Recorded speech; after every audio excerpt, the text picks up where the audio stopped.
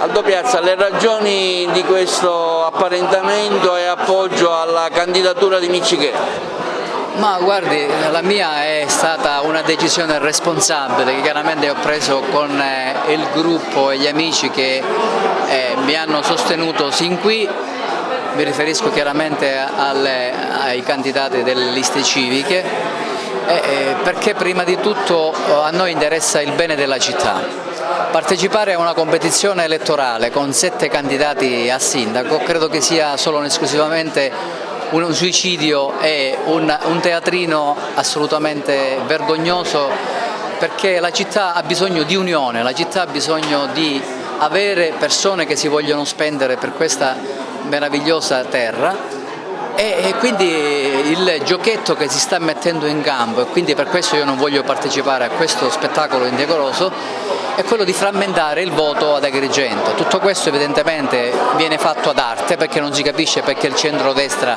non si unisce, non si capisce perché ognuno deve misurare la propria quantità di voti per poi eventualmente chiedere posti di sottogoverno o poltrone comode a cui sedere. Quindi tutto questo spettacolo, che non appartiene alla mia cultura, alla mia storia personale e politica, credo che sia indecente. E allora, in ragione di tutto questo, per evitare questa dispersione e sframmentazione del voto,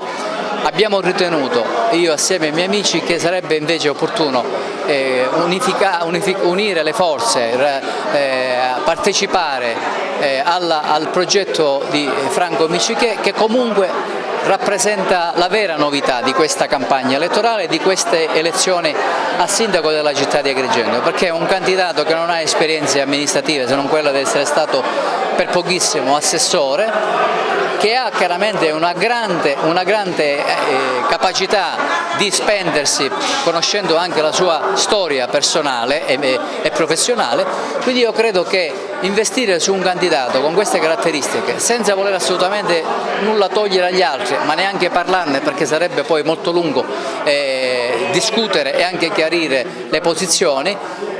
ho preferito assieme ai miei amici di dar manforte, portare acqua e grande forza e determinazione per una vittoria e la capacità di poter finalmente avere una persona che incomincia a camminare con uno spirito diverso, che non ci siano praticamente giochi e giochetti di palazzo, ma che ci sia l'amore per questa città, la passione per risolvere i problemi, che poi ce ne sono tanti ad Agrigento.